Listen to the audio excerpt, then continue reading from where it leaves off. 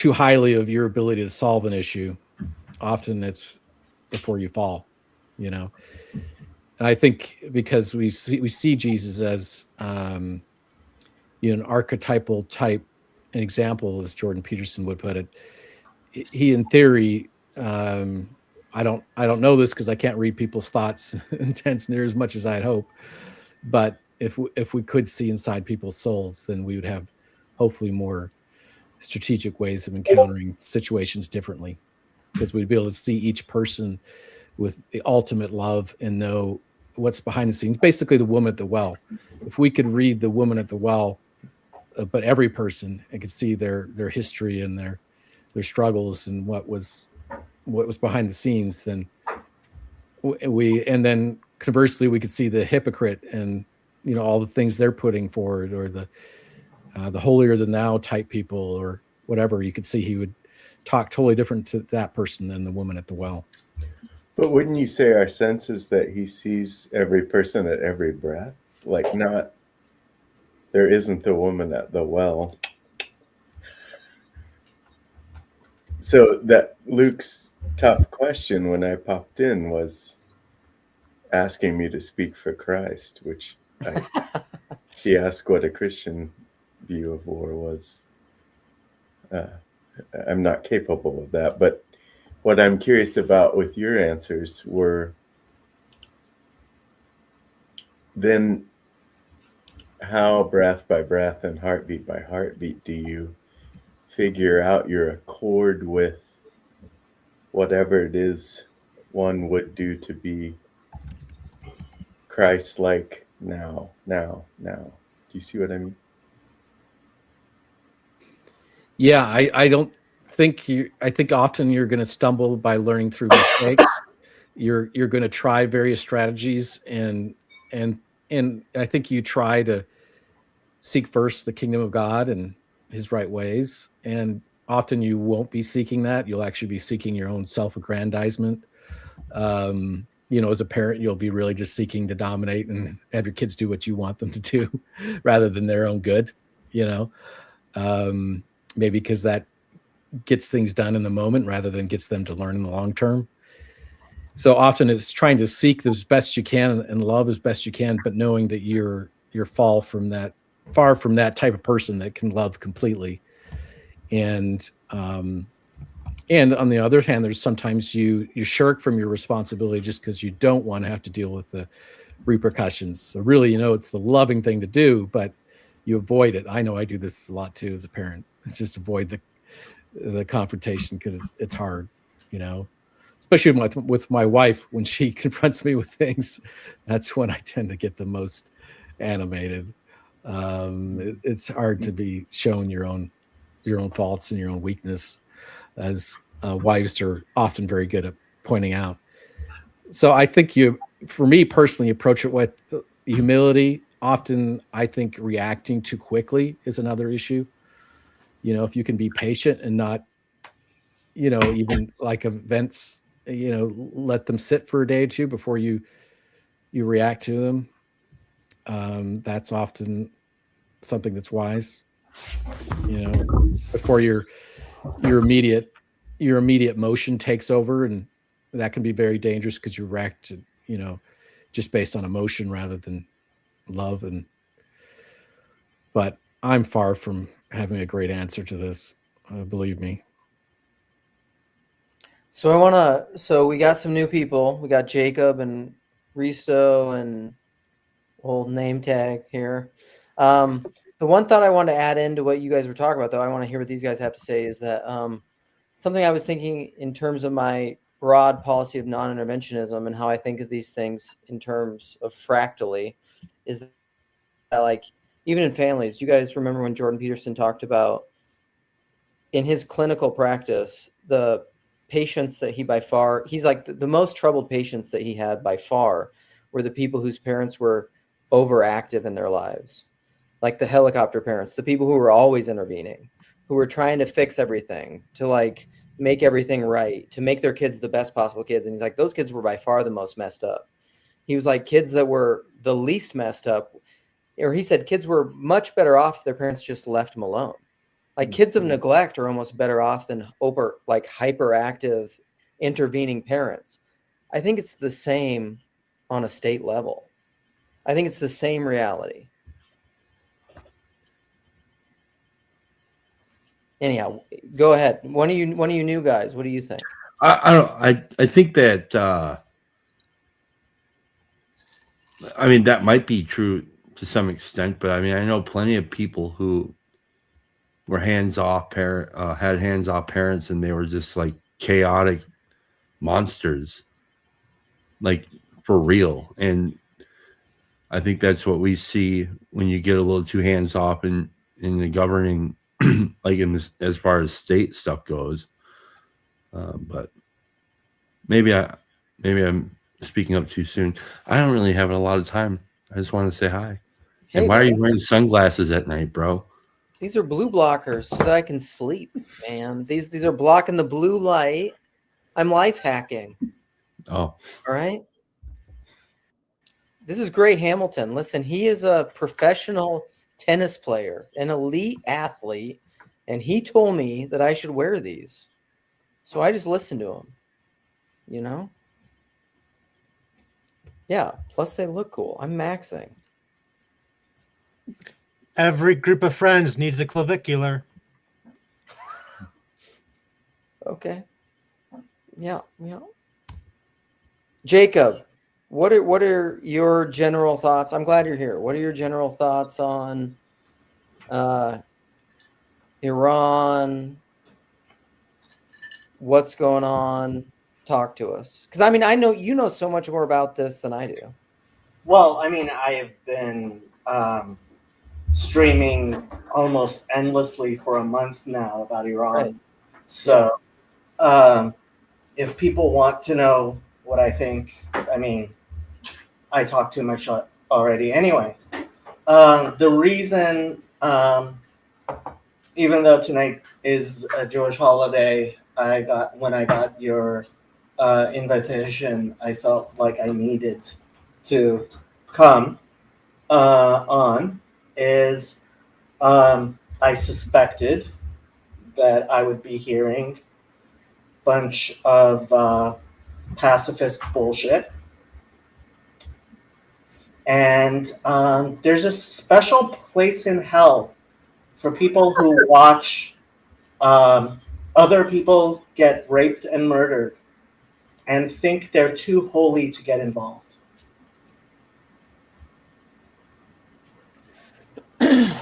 I mean, I feel you with that, but that's different. That's kind of different than I think, because I agree with like there's a certain kind of understanding of pacifism that is not like what I'm talking about. It's more like I'm much more in line of what Ethan is talking about of like creative nonviolence, and even like there's certain definitions That's of bullshit. Hmm? That's bullshit. If your neighbor is being raped and you're sitting around thinking about your how you are going to creatively be nonviolent, you can go and fuck off, you asshole. That's not. But Jacob, you know, like if my neighbor was getting raped and I knew they were getting raped, I wouldn't sit around thinking about how I could be nonviolent. That's never what I would do. So Okay. like you're straw manning. So I want Americans to understand. There's a reason I pulled that tweet up. If you want to show it. Okay. Yep. I was at a demonstration yesterday, and all we could talk about was how naive Americans are about the evil in the world they live in. Okay. Ayatollah Khomeini, the previous Ayatollah, not the one who got turned into mincemeat, made a ruling that since there is an idea that virgins go to heaven, women who were under capital punishment were to be raped before they were put to death. And Iran actually did that. And as far as I know, they still do that, although they deny it. if you cannot understand what it means to live in a country, right? The same week, people in Minnesota were talking about unarmed protesters being executed in the streets when 2 people died who were not being executed in the streets. Iran used vehicle-mounted heavy machine guns on unarmed protesters, killing what they claim to be only 3,117 people. Most numbers are over 6,000. CBS claims 18,000. The opposition says 30 to 50,000. It's not clear because one of the things that happened was they were going to the hospitals and executing people. So people weren't going to the hospital. They were using shotguns. Tens of thousands of people lost eyes. Tens of thousands of people are disfigured. But Americans can't understand that, and I envy them that. I love them for that. I wish that type of naivete on everyone, except when you realize that there are billions of people living outside the United States in situations like that. And, you know, I keep on thinking of where it says, God will judge the living and the dead. And the rabbis say, evil people during their lives are called dead, and and good people, even after their death, they're called living. Right? And when you have someone who has the opportunity, the capacity to stand up to evil and they don't, I think those people need to be judged for being living and dead at the same time. Because they refuse to stand and love other people in the face of evil. I was at a demonstration yesterday. Where's my flag? I think I got a Persian flag at the demonstration yesterday. People were dancing in the streets because their own country was being bombed. Apparently over 100 little girls in an elementary school died.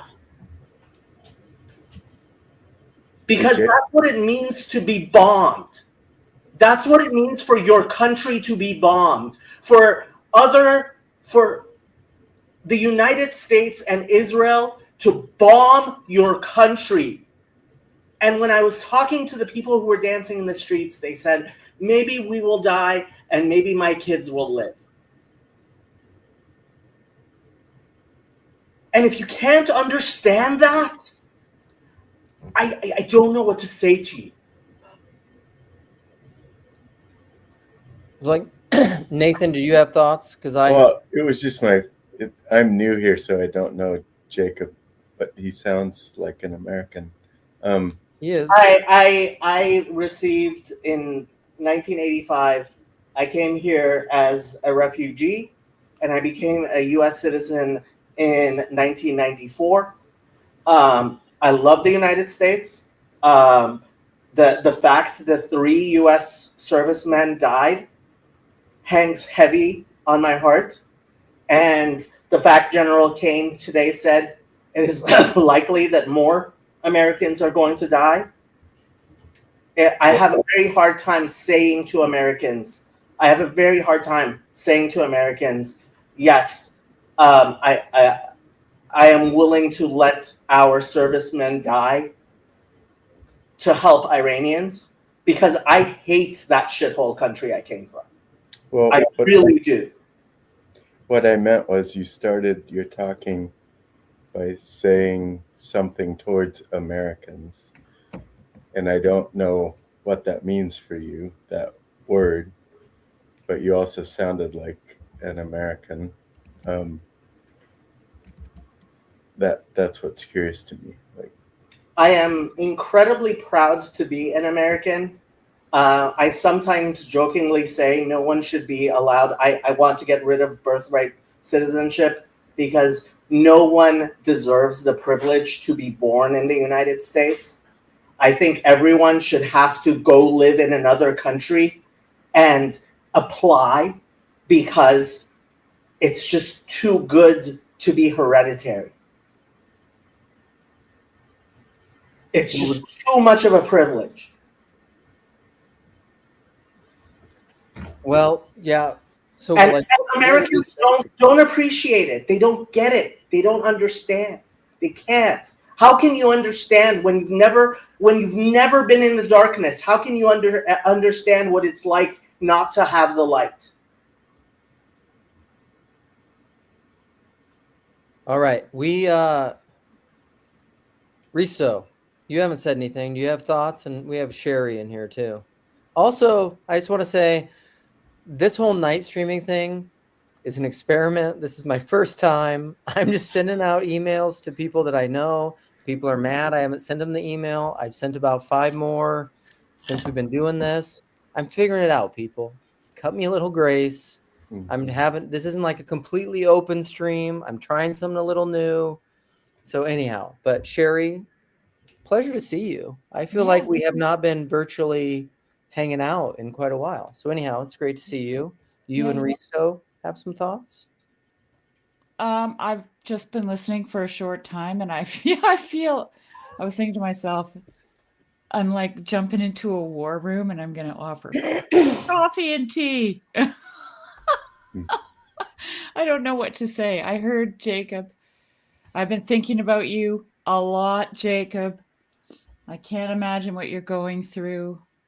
Must be a mix of emotions, I can imagine. And I don't know if you're specifically talking about what's going on in Iran at the moment, but there sure are a lot of Iranians that are really, really happy right now. So the demonstrations in Toronto and Munich have been a lot larger than in Los Angeles, despite the fact there's more Persians in Los Angeles, because the ones of us here in Los Angeles, even though I went and there's videos on my channel. My mom sent me a video of my dad dancing in the streets at the demonstration, and I didn't see it. My cousin was also there, but a lot of the people who've been here for 40 years, first of all, they don't want to get their hopes up. But it's the newer immigrants who couldn't get into the United States, who ended up in Germany and ended up in Canada. So the demonstrations in Toronto and Munich have been much larger than the demonstrations here in Los Angeles, despite the fact we have many more Persians here in Los Angeles because we've been here longer. We've given up. A lot of us have given up on Iran. Jacob, I have to tell you that when this all happened, it was almost full moon, and I was standing outside, and there's still snow on the ground. So when the moon is almost full, everything lights up. And I remembered the story you told about your dad. And I thought, isn't this interesting? Because can you tell that story for everybody here? Because it's a really beautiful story. And there's there's a Bible verse that goes with it. So, a song of ascents. I raise my eyes to the mountains. From where does my help come from? In our liturgy, the liturgy of Eastern Jews. You could call it the Eastern Rite of Orthodox Judaism. We recite that psalm towards the end of the evening prayers every night. And my father speaks Hebrew, and he told me that when he first understood what that psalm says, so there's a line, Bayom Hashemesh lo yakeka v'yareach balayla. During the day, the sun will not strike you, and the moon at night. And he said, ever since I understood the meaning of that psalm, I understand what it means to be struck by the sun. I didn't understand what it means to be struck by the moon. And so the first time we tried to leave Iran, my father, we got caught. My father went to jail. He was convicted as a Zionist spy.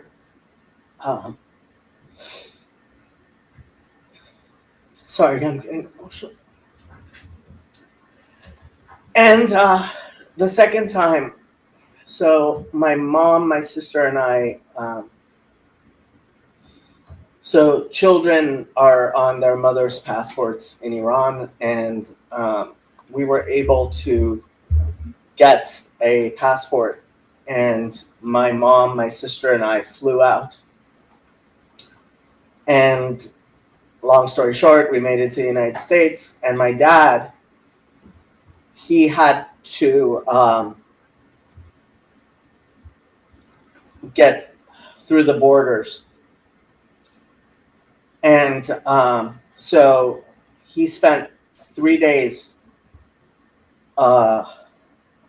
walking at nights and sleeping by day to get through the mountain ranges between Iran and Turkey.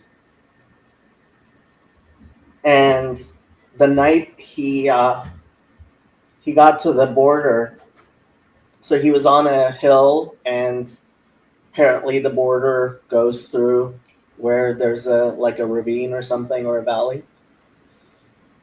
And my dad said when they got there, it was a full moon. And if you've ever been out in the middle of nowhere in a full moon, you know, feels like it's broad daylight. And my dad said he was scared because they could catch him again. And he said, then I remembered Song of Ascents. I raised my eyes to the mountains. From where will my help come? My help comes from God. I won't translate all the verses, but he got to that verse. The sun will not strike you by day, and the evening and the moon by night. He said, then I understood that verse, and all of my fear went away. And I just walked straight across.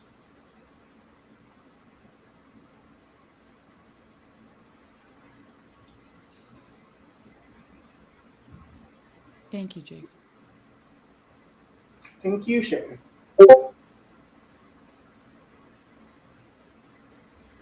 That's what I thought of when I saw that moon on that night. I thought of your dad, and I wondered if he was out there dancing in the streets, actually. You know what? I'm gonna pull up this. My mom sent me this video. Let me see if I can pull it up. Of my dad dancing in the street. Um,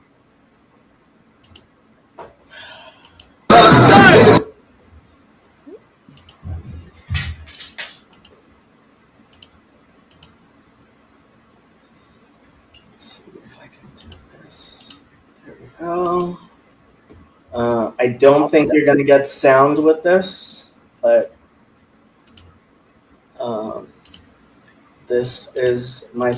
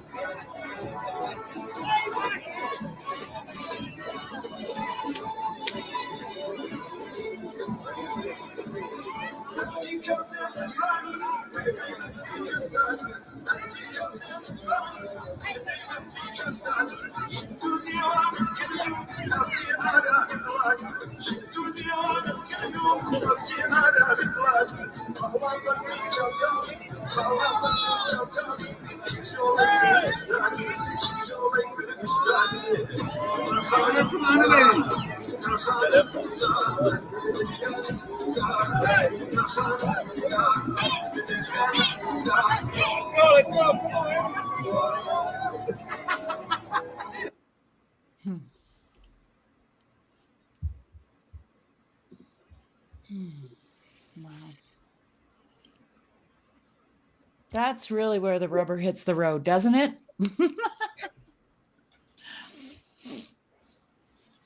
Yeah, I was of two minds buying a non-American flag. I don't usually do non-American flags, but it's the monarchist flag.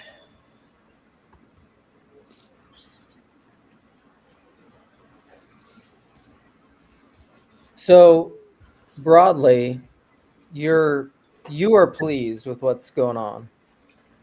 I honestly, like I messaged to you, I have been a lot more pessimistic than a lot of people. As ridiculous as this statement sounds, even to my ears, this war is going so much better than I had hoped.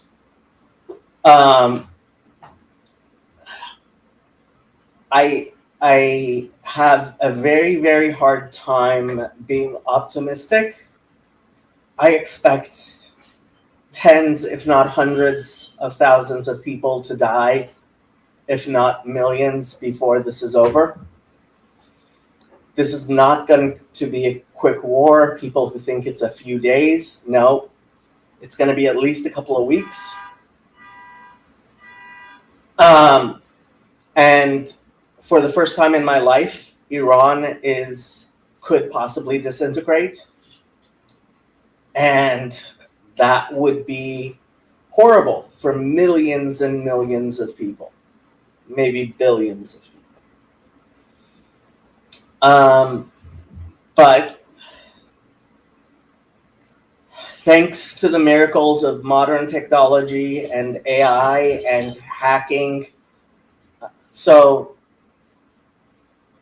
what worries me the most is that in Iran, there's three large military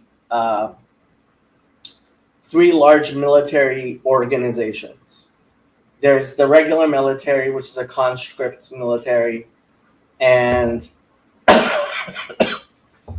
while there's a very small hope that they might turn, it's not clear what would happen.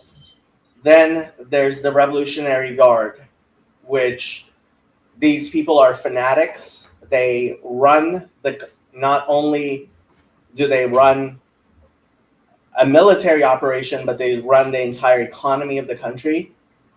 And it's like a mafia that's running a country. And then there are the Basijis, which are militias of young men, devout Muslims usually, who are soccer hooligans with an excuse to go around murdering people. And soccer hooligans with an excuse to murder people will go ahead and do that, and they have been. And I saw no hope for the Basij or the IRGC to be turned, and so somebody is going to have to raise an army and put them down. And that's even if the Artesh gets involved, the regular army, the conscript army gets involved against them, you're talking about a civil war. And hundreds of thousands, if not millions of people would die. It appears that Israel has hacked Iran's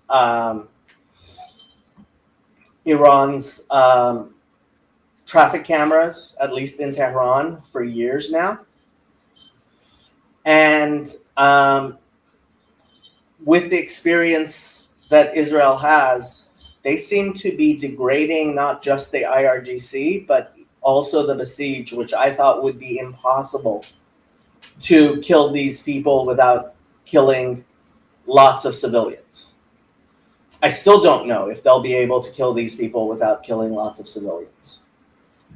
But every indication is that something which I thought was impossible, which is killing these people from the air. Apparently, suicide drones are able to do things I didn't imagine. And so the IRGC and the Basijis are being slaughtered. And I don't celebrate anyone's death. I didn't celebrate Khamenei's death. Funny enough, when Khomeini died, my father told my sister and me not to celebrate. So I was a little surprised that he ended up dancing in the streets. But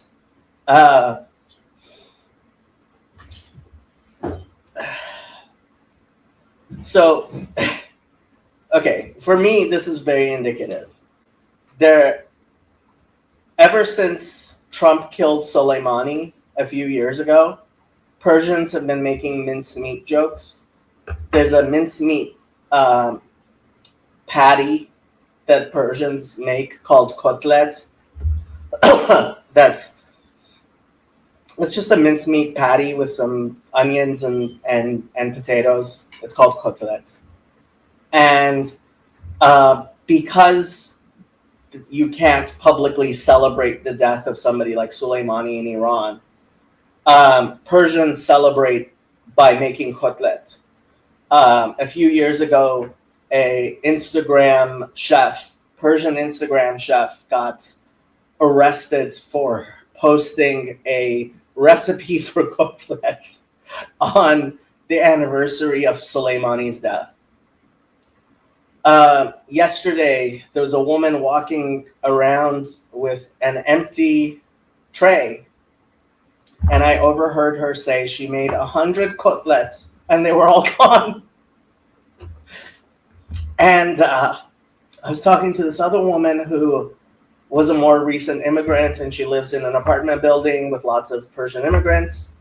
And she said the entire building smelled of kotlet. It's not a cannibalism joke, but yeah, it's a pretty gruesome joke. It is. But you have to go through some shit to celebrate somebody dying like that.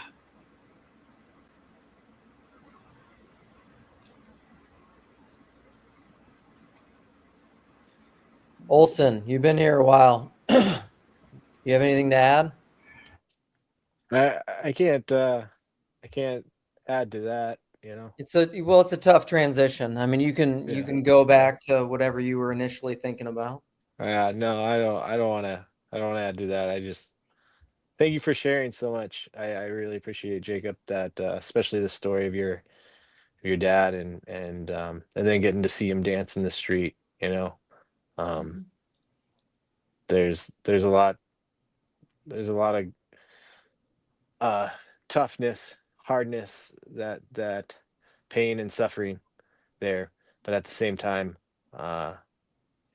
what's the other psalm? You know, those who sow with weeping will reap. I'm blanking on the rest, but yeah, with joy. reap with joy. So yeah, kind of seems that seems like that story there, you know. Mhm. So thank you. Sam, you're monitoring the situation. Are you in bed? I am in my bed, yeah, but I'm monitoring the situation just so that everyone can feel calm about what's happening. Good. Yeah. Calm us down. I mean, I like Jacob's stories. I'm a little bit surprised that Iran had this much fight in them, although it seems almost sort of like we're dealing with the ghost of the Ayatollah's wishes, like he had set up some basically various independent command centers to run on autopilot after he died, and that a lot of what's happening right now is those sorts of kill switches still going off, like, you know, raiding the tomb of a mummy or something like that. So I wonder how much longer that will last. And it's backfiring spectacularly. All of it. Yeah. Yeah. I mean, he's all of the missiles, you know, they're like Oman, UAE, Qatar, Bahrain, etc., have been attacked, and I think that it's probably serving a very unifying purpose for those places. And I just don't see how anything resembling the current regime can come back from this after alienating literally every single last of its neighbors. There's still Pakistan. There's still the Shia in Iraq. But yeah, this war couldn't be going better, which is a ridiculous thing to say. I mean, I've said it before when I was with Jacob the other night, but Trump has a weird way of making things that didn't seem possible. You know, I don't love the guy, but I respect him, and he has a certain creativity and force of will that's just hard to underestimate the effects of. Or hard to overestimate, I should say. Hard to overestimate the effects of. I'm not sure you guys could see, but my dad was dancing with a picture of Trump.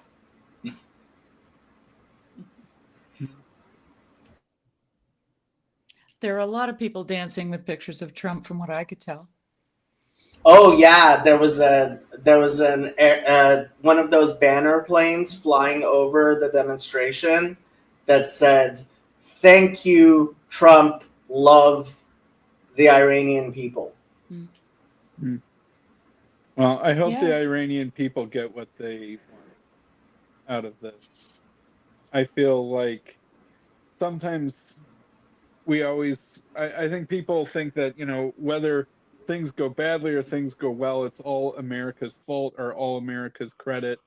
But America doesn't control everything. America might be extremely powerful, but a lot of what will happen in Iran is in the hands of the Iranians and isn't in Trump's hands or Rubio's hands or whoever else. And so I hope that that goes as well as it possibly can.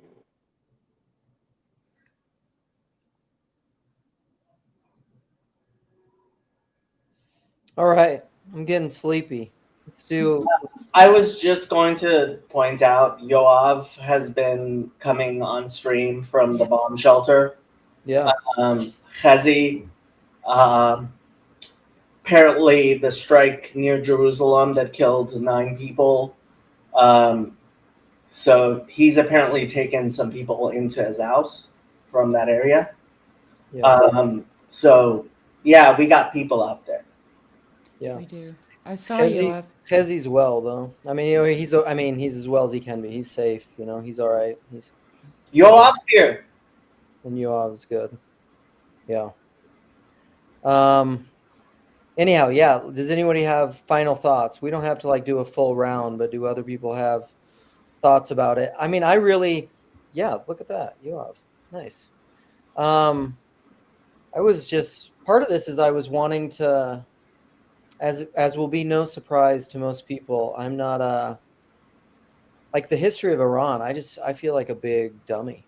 Like I just don't know a lot about it. You know, I have my broad general principles of how I see kind of everything. You know, you see the way broadly, you'll see it in everything, and so I can apply those things. But I know there's always exceptions. You know, God works in wild ways, and so I don't know what the ramifications of all this will be. I just I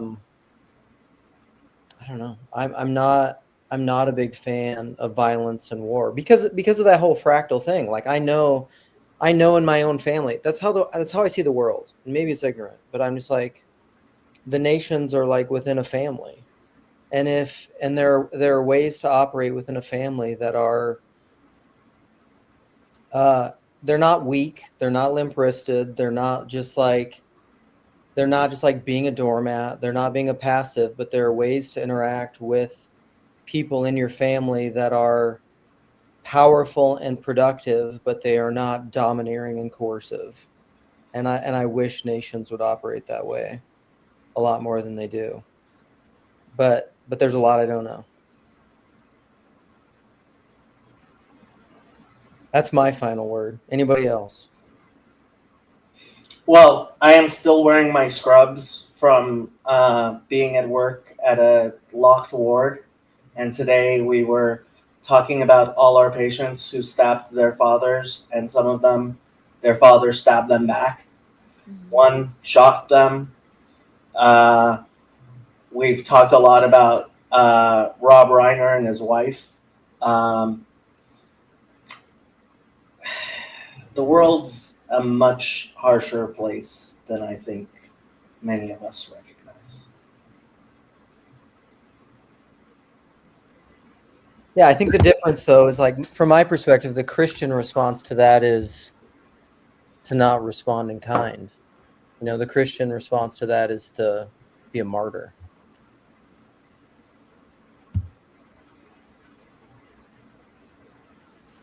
Sure, I'll give final words.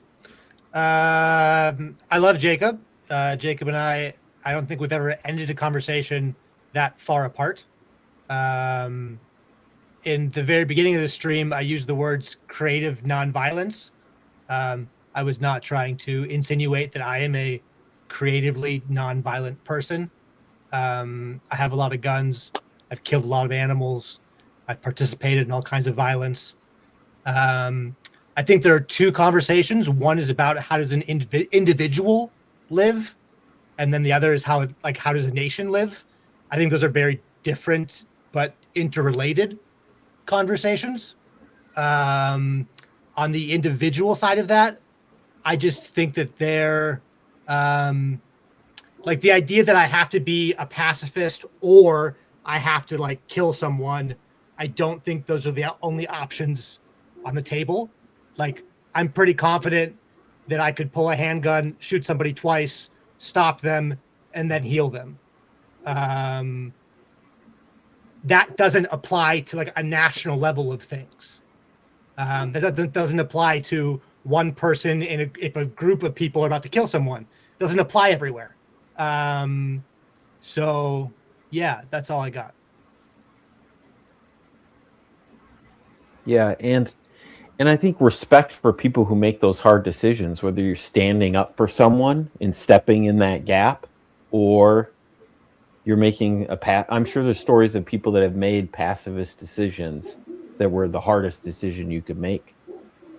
You know, that's not always easy, but I do agree with you, Jacob, that the darkness, the evil that happens out there we have a tough time grasping that as Americans. I can't remember if we talked about this, but my wife's family came from Cambodia. So they lived through that. And the stories are just wild. They're super dark. One of the chants yesterday was Bi Taraf Yani Bi Sharaf, which obviously rhymes in Farsi. One who takes no sides is one without honor. Oof. Yeah, and I don't think this is probably the pacifist conversation, or the larger conversation might be for another day. And it's above my pay grade for sure. But I'd like to think that there's people that adopt those positions that do so honorably and make the hard calls. But like I said, that's mostly above my pay grade. Luke, you messaged me in one of your infamous Signal chats earlier in the day. Oh, they're so about- good. They're so good. You're missing out. Anyone who's not in them, it's so good. As long as you've got time on your hands. You said something about you really liking deon or like in categorical imperative ethics, deontological ethics, where you just do the right thing and you don't think about consequences, as compared to utilitarian or consequentialist or virtue or whatever the other list of possible ethical systems are. And I feel like sort of in the eschatological limit, all good virtue systems arrive at the same sort of answer of what to do. At the end of the day, I don't think there is a difference between consequentialist ethics and virtue ethics, or deontological ethics. Just the do the right sort of thing and don't care about what happens. I think at the end of the day, they all are trying to get at the same thing. But in our imperfect world, where we can't see the end of our decisions and the consequences of our decisions, it's hard to reconcile them. And I think that's sort of some of the debate around pacifism, or is it right for a nation to use force and that sort of thing. I think about Dr. Jim's analysis of Western films, where America always has this idea of like the good bad man, right? The guy who can use violence, but he's not exactly part of the system, like Batman, where he gets to be violent, but we can't exactly call him a good guy because he's using violence. But he tries to do it in a virtuous way, but it still somehow helps fix things. But we don't know how to integrate that into sort of the full Christian vision of morality. I feel like Trump is in that category, where I don't quite know how to exactly fit him into the full Christian version of morality. He doesn't fit in a lot of ways. But I think a lot of the consequences of America being strong and enemies being scared, and there seeming to be a consequence for the sorts of things that the Iranian regime was doing, will be good, and that there's a weird sort of morality to it that I don't quite know how to reconcile. Yeah. Thank you. Good word. Anybody else? Final calls. Just some films to help think about. Friendly Persuasion, good film. Been recommending it for a little while. And then Gran Torino, thinking about different ways of interacting with violence. And then there's another older black and white one. I think it's like Demosthenes and the Lion or something like that. It's where the fable of Pedro the Lion comes from. So those are some good films if you're interested. Sweet, thanks. I mean, you'd have got some points with Risto if you'd done a Kurosawa film, but whatever. Hey, old black and white, that's mostly there. That's good credit there. So, and I've never seen it, so I might have to check that one out. Well, I feel like I should say something as being the only female in the group here, but I don't know what to say. I can't have a conversation about pacifism because it's an ism. So I just refuse to do that. I think that we do function as individuals when it comes to situations that we find ourselves in. And I know for myself, in my own life experience, I have refused to fight with certain people and been beaten up by them, like physically.